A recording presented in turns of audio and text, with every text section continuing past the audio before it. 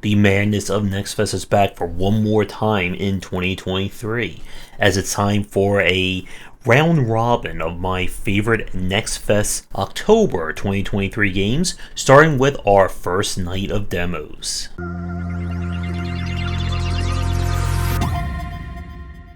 We are starting things off with Super Crazy Rhythm Castle. This is a up to 4-player kind of music meets minigame kind of affair.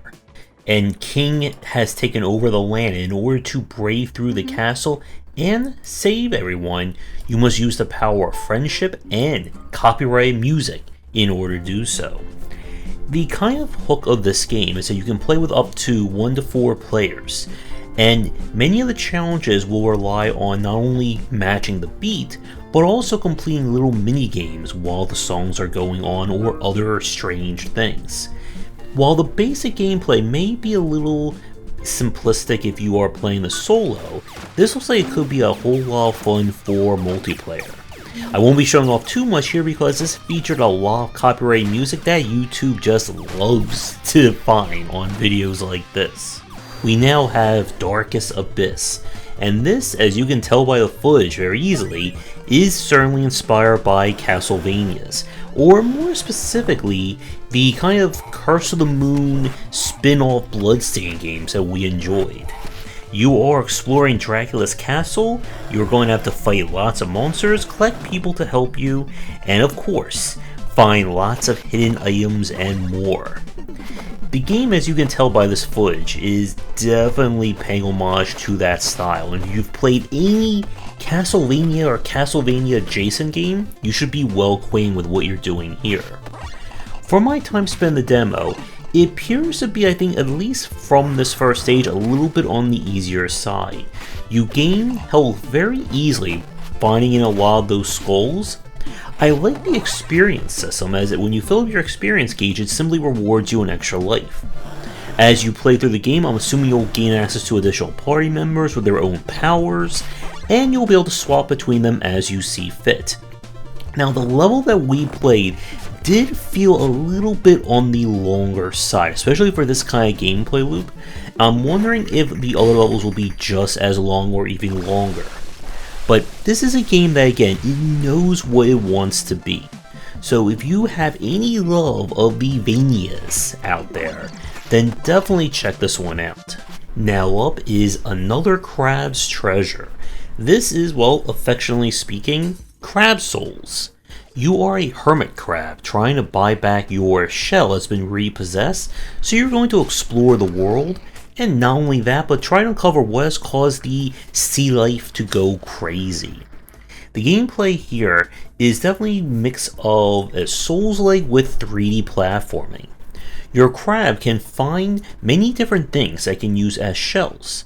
Each shell comes with it a different defensive stat, health, and a special power.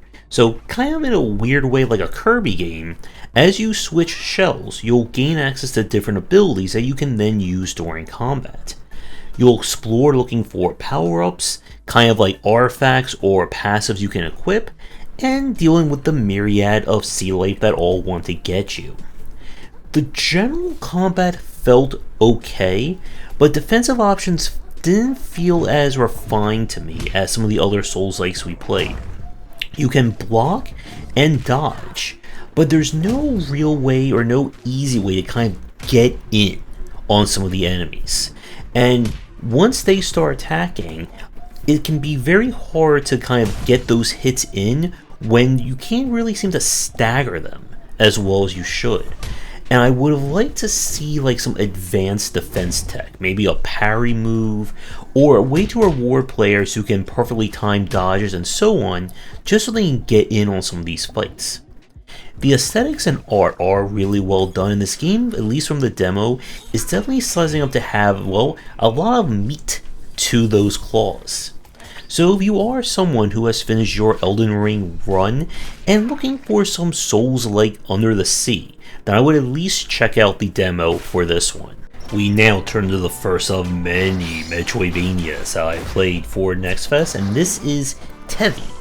This is a bullet hell Metroidvania. Now, in terms of the overall story, there's not much that we could get from it as the demo was specifically made as its own little thing. All I know is that we are a bunny girl, we are going on an adventure, there's a Waffle House. Don't know how important that is to the overall plot, but I do like waffles. So this one, as the name implies, or as I just said, is a bullet hell Metroidvania.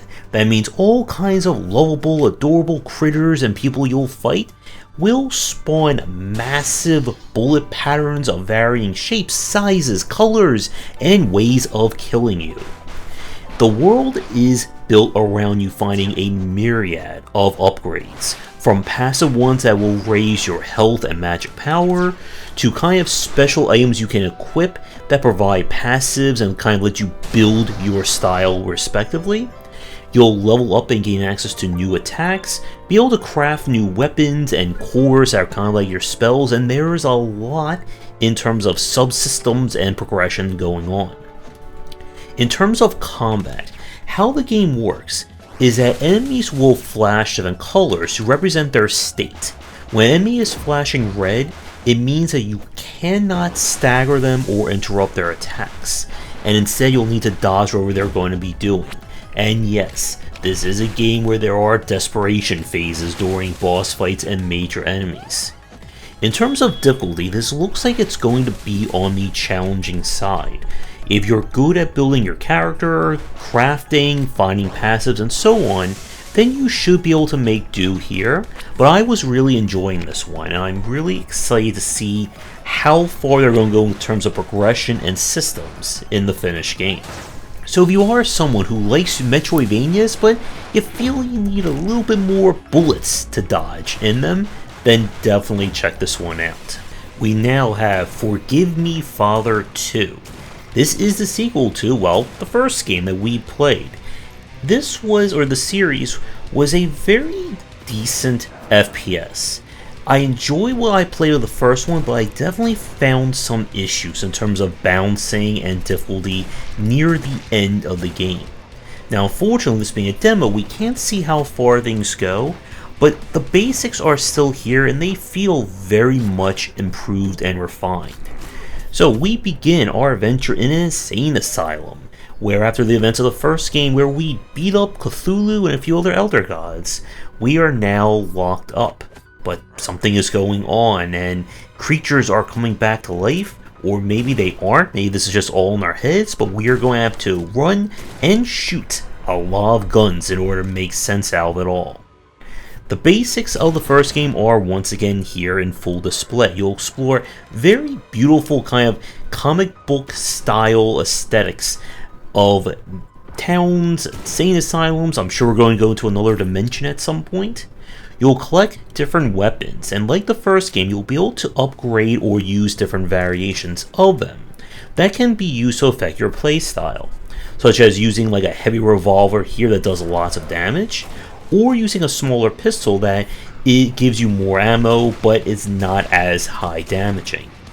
I don't know what they're going to do with kind of like your Cthulhu or Lovecraftian powers in this one, but from what I saw, everything again feels like a more refined take of the first.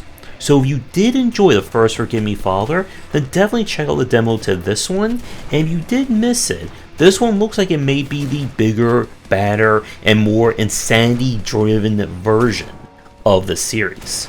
We now have Noxia Somnia, and again, I'm pretty sure I butchered that. This one is a little bit of a confusing game. It appears to combine survival horror, action, and even RPG progression into a single title. We play as Tristan, who is having horrible nightmares and self-doubt, to discover that some spirits are invading his dreams and are trying to steal his soul. And the only way we're going to get out of this is, well, to take a knife and start kicking monster butt, all while dealing with our trauma and past horrors. So as I said, the game itself is really like ping-ponging between these different genres. In one moment, you are wandering around dark hallways, there's spookiness all around, you have to manage your stealth. Then you're dodge rolling, stabbing enemies, gaining upgrades, and even getting more powerful. The story is certainly interesting and the pixel art is alright, but my main concern here is kind of how they're going to stick the landing. Because you can't say horror and also being high-octane action at the same time. Now, there are different difficulty settings. I'm curious if on the highest one, if the game really does lean more survival horror with how limited you are.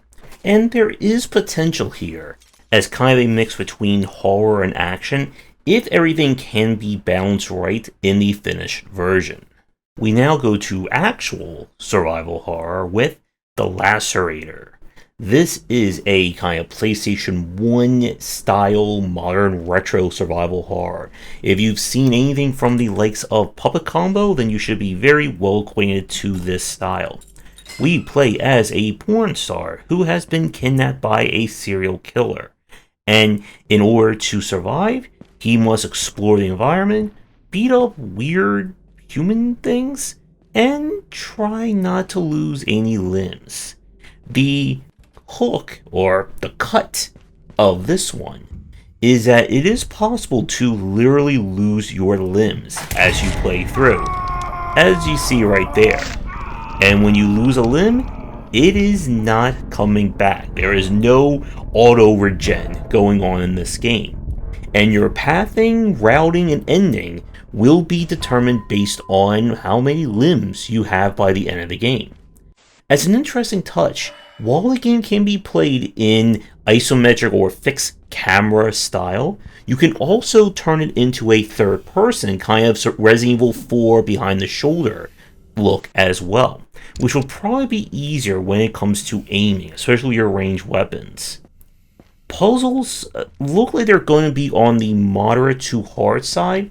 The one puzzle in this one, I could not figure out what the solution was to the combination, and there's going to be, again, different routes and pathings based on what you're able to do and how many limbs you have at any given time. So if you are a fan of survival horror, and again on the grittier, mature side of survival horror, then you should definitely check this one out. And now for something a lot later than our last game, this is Outpath.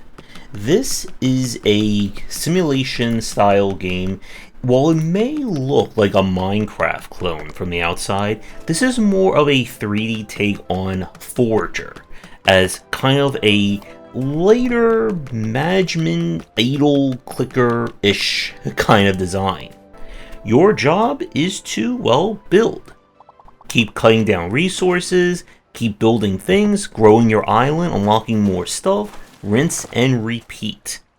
The game itself, again, borrows heavily from both idle and kind of management style, or kind of strategy, city builder, logistics style design. As you do anything in the world, crafting, harvesting resources, and so on, you'll gain this resource. That's a number in the upper left. This is used to unlock new tech and to grow your island chain. As your island chain grows, you'll get access to more biomes, as well as finding quote-unquote skills that change or add more passive benefits. This is where kind of like the idle loop of getting rid of the annoyances to allow you to do more things faster and easier. And the game is looking like, if you like that kind of design, again like the Forager, Factorio, building to get more buildings so you get more buildings kind of gameplay loop, then this is certainly going to do it for you. If you're not a fan of, again, like this kind of loop, I don't know if this game is going to do anything that's going to win you over, but for someone like me who has spent lots of time idling and building lots of things in these kinds of games, it's definitely one that I'm keeping an eye out for when it is released. And now for something a lot more stressful. This is Koboo the Tree Spirit. This is an action roguelike, where you play as a tree spirit trying to keep your forest alive from all those nasty humans that are coming to tear it down. The kind of twist of this is you only have one hit point. When you take any damage, a countdown begins. If you can kill an enemy before that countdown ends, you will gain your health back, run out, and it is run over. You unlock different weapons and passives that you can have during combat, And the game is definitely on the challenging side. And that, I think, may be the trouble part of it.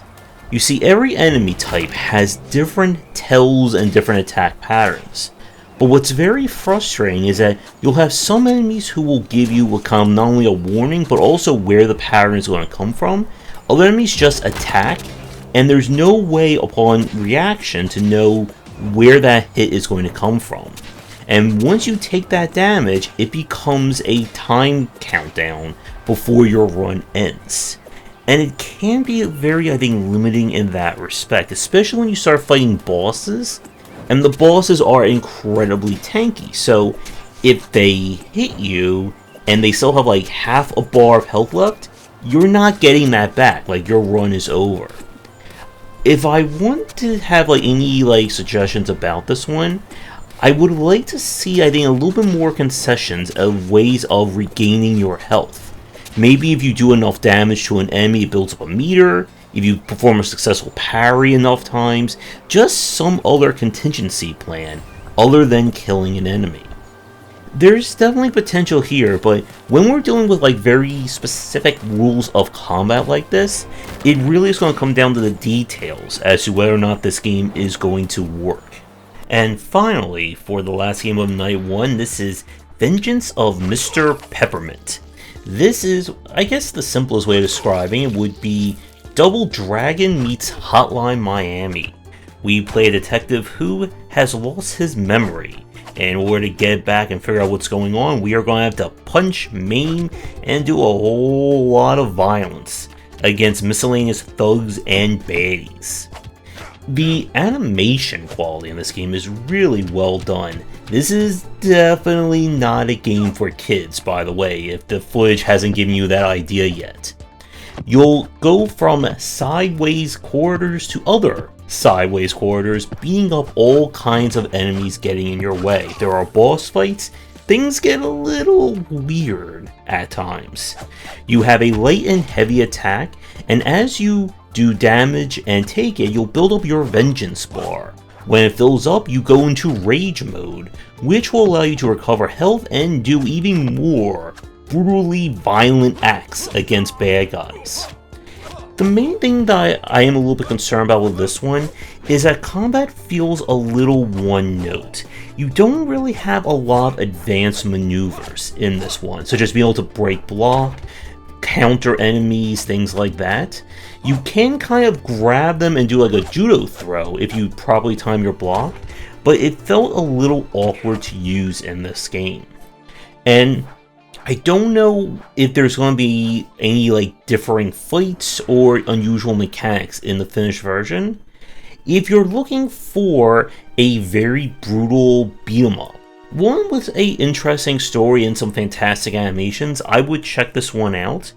But if you're looking for like a very deeper take onto the action, I don't think the Vengeance of Mr. Peppermint is going to go that far. But with that said, Night 1 is done, and don't you worry, we have Night 2 of my Best of Next Fest coming real soon. That's going to do it for today's video. Thank you so much for watching. Be sure to do the YouTubing stuff people tell you to do. If you're interested in more of my thoughts on design, check out my books wherever they are sold. Visit our Discord and Patreon, and come back for daily discussions on game design here, and on game wisdom, where you some of the art and science of games.